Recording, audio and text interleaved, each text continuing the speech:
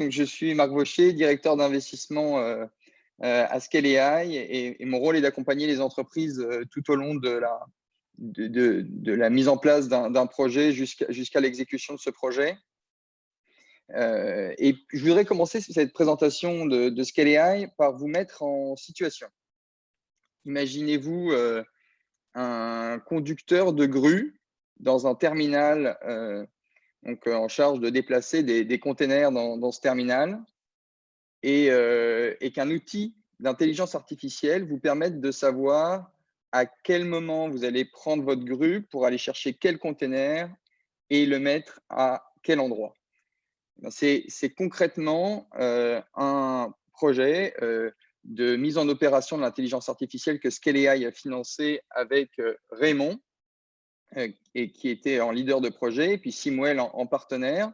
On imagine très bien que ça accroît l'efficacité dans l'industrie du transport multimodal. Et c'est un projet de 3,2 millions qu'on a financé à hauteur de 1,6 million de dollars. Une belle PME dont le siège social est à Montréal. Donc, voilà un bel exemple de projet qu'on a financé aujourd'hui. Une autre mise en situation, pour vous donner un autre exemple. Mettez-vous maintenant à la place d'une infirmière à domicile qui a son planning de visite de malades dans différents domiciles et qui considère que son planning n'est pas toujours optimal. Alors, imaginez que maintenant l'intelligence artificielle vous permette d'optimiser son planning et d'en plus de ça, en prenant un peu de hauteur, d'anticiper les besoins d'embauche de l'agence de soins à domicile et d'anticiper aussi les risques de départ pour globalement optimiser la chaîne d'approvisionnement. C'en est une qui permet de soigner plus efficacement les personnes à leur domicile. Et puis on sait que dans le contexte actuel, avec la crise qu'on a traversée, soigner les personnes à domicile, c'est d'autant plus important. Et c'est l'exemple d'un deuxième projet financé par Scale AI à hauteur de un projet d'1,8 million. On a financé à hauteur de 900 000 dollars. Et Alaya Care en était le leader avec son logiciel pour les agences de soins à domicile. Et puis, elle s'est associée pour ce projet à 3 agences de soins à domicile, CBI, Bien Chez Soi et IntegraCare, et puis avec l'aide aussi de Polytechnique. Donc encore un beau projet d'opérationnalisation concrète de l'intelligence artificielle dans les chaînes d'approvisionnement. C'est 2 exemples, il y en a d'autres, d'exemples d'utilisation de l'intelligence artificielle dans les chaînes d'approvisionnement. J'en cite encore 6 ici, mais c'est non exhaustif, évidemment. Il y a d'autres façons d'utiliser l'intelligence artificielle dans les chaînes d'approvisionnement aujourd'hui. Donc, le sourçage et l'approvisionnement, les capacités, les stocks, la prévision de la demande, la planification des horaires et l'analyse prédictive des interruptions, logistique, entreposage intégré, traçabilité et visibilité en temps réel. Et donc, pour en venir à ce qu'est Scale AI et ce qui nous permet aujourd'hui de financer ces projets, nous sommes un pôle d'investissement et d'innovation avec pour but d'accélérer l'adoption de l'intelligence artificielle dans les chaînes d'approvisionnement. 283 millions de dollars de financement public, 230 millions du fédéral et 53 millions du Québec. Et notre mandat, c'est d'amener l'intelligence artificielle du laboratoire de recherche jusqu'aux opérations pour créer des emplois et de la richesse au Canada. Nous avons pour objectif de créer 16 000 emplois, de former 25 000 travailleurs en intelligence artificielle, de provoquer 500 millions d'investissements des entreprises pour qu'elles se transforment en utilisant l'intelligence artificielle et de générer 16,5 milliards de produits intérieurs bruts. Nous avons 3 programmes pour servir ces objectifs et puis atteindre ces éléments chiffrés d'objectifs. Le programme d'abord accélération, le programme accélération qui est dédié aux incubateurs et aux accélérateurs.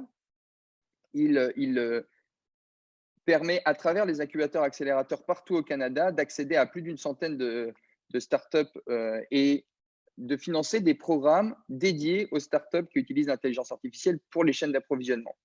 On a un effet de levier considérable à travers ces formidables accélérateurs incubateurs partout au Canada qui nous permettent d'accéder et d'aider un grand nombre de startups au Canada.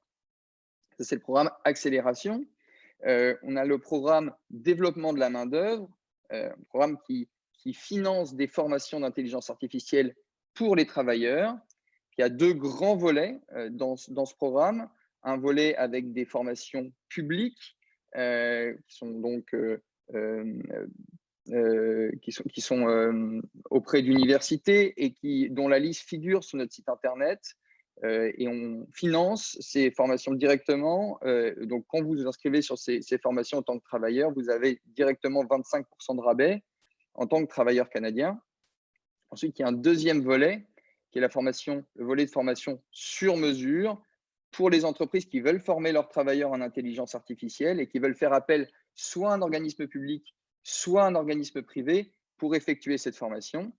Et on finance ces formations à hauteur de 85% des coûts éligibles pour les 100 premiers milliers de dollars au Québec, puis 50% pour le reliquat, puis à hauteur de 50% des coûts éligibles dans le reste du Canada. Et ce programme formation, il fonctionne très bien en combinaison avec le programme financement de projet. Le programme financement de projet qui vient financer à hauteur de 50% au Québec, 40% au Canada les coûts d'adoption de l'intelligence artificielle pour les chaînes d'approvisionnement. Ces deux programmes veulent très bien se combiner. Parce qu'en effet, on se rend compte que dans le cheminement d'une entreprise pour adopter l'intelligence artificielle, on a besoin de formation avant pour acculturer les dirigeants, pour préparer les équipes à l'adoption de l'intelligence artificielle, puis ensuite pour préparer très concrètement le projet et puis faire ce qu'on appelle un blueprint ou la feuille de route en intelligence artificielle. Ensuite, pour permettre une éducation au changement, un accompagnement au changement des travailleurs. Et puis enfin, pour maintenir les connaissances et le savoir-faire de ces travailleurs une fois le projet déployé. Donc, les deux programmes, projets et talents peuvent se combiner pendant tout ce cheminement d'une entreprise qui adopte l'intelligence artificielle. Et on est là pour vous aider à toutes ces étapes-là. Aujourd'hui, donc entre juin 2019 et juin 2020, nous avons financé 20 projets pour une valeur cumulée de 111 millions de dollars. Et ce que vous voyez sur cette diapositive, c'est les leaders de ces projets. Derrière ces leaders, il y a toujours un consortium. Les projets de Scale AI sont des projets collaboratifs. Et là, vous en voyez les leaders. Donc, on retrouve Alaya Care et Raymond, dont j'ai parlé tout à l'heure, et d'autres projets. La liste complète figure sur notre site internet. Puis, si vous voulez en savoir plus, je me ferai un plaisir d'élaborer. Maintenant, j'ai passé du temps sur concrètement quels sont les projets que nous finançons. Comment nous choisissons nos projets?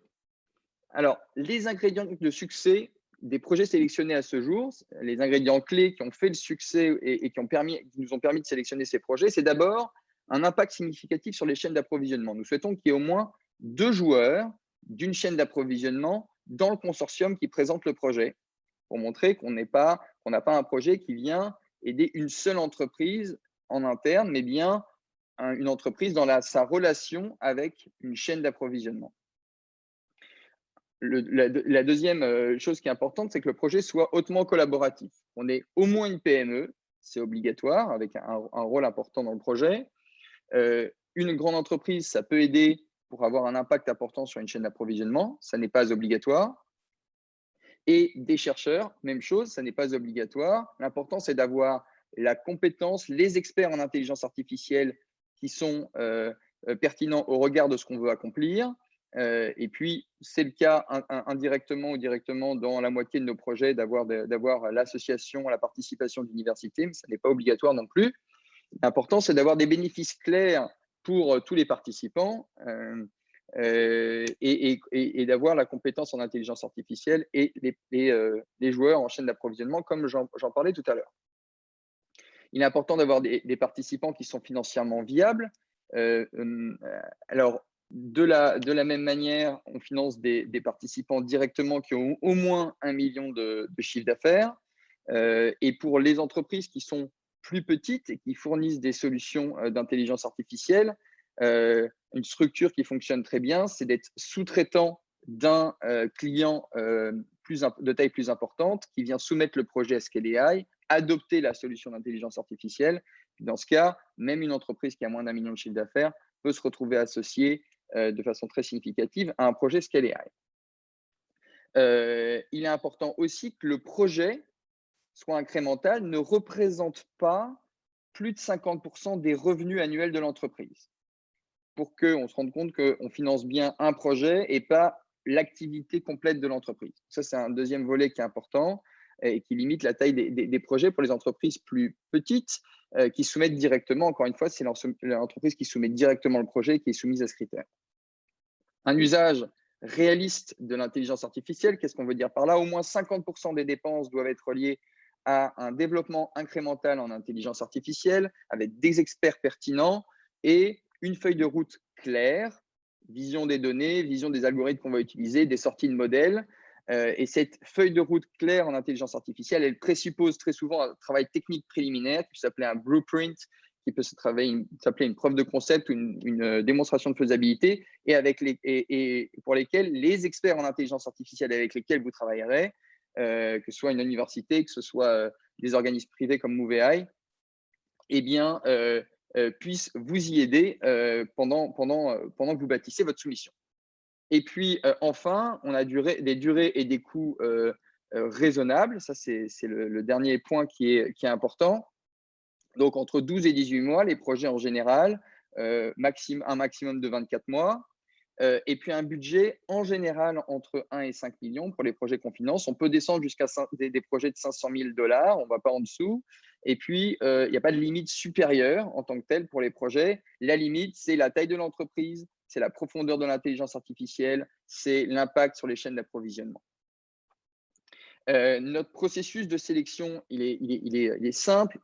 Une soumission d'éligibilité, 3 pages, de façon très agile. On est là pour vous accompagner. On est du même côté de la table pour travailler avec vous sur la soumission. Donc, 3 pages pour savoir si les ingrédients sont là pour faire un bon projet pour Scale AI. Donc, à faible coût, faible investissement, vous savez à quoi vous en tenir. Et puis ensuite, on passe à la sélection. 40 pages, plus de détails. Lorsque vous êtes là, c'est que vous êtes bien engagé dans le processus. Et là, on va plus de détails sur la feuille de route, sur la collaboration, l'impact sur les chaînes d'approvisionnement, etc. Ensuite, le comité de sélection qui est souverain prend la décision sur la base de cette soumission détaillée et on signe un contrat. Et une fois le contrat signé, les premières dépenses peuvent démarrer. On se voit tous les trimestres. On va rembourser vos dépenses sur la base d'informations sur les salaires, de factures, de progrès du projet. Et puis, tous les trimestres, on va effectuer ces remboursements. Comme je le disais, 50% pour les coûts au Québec, 40% dans le reste du Canada.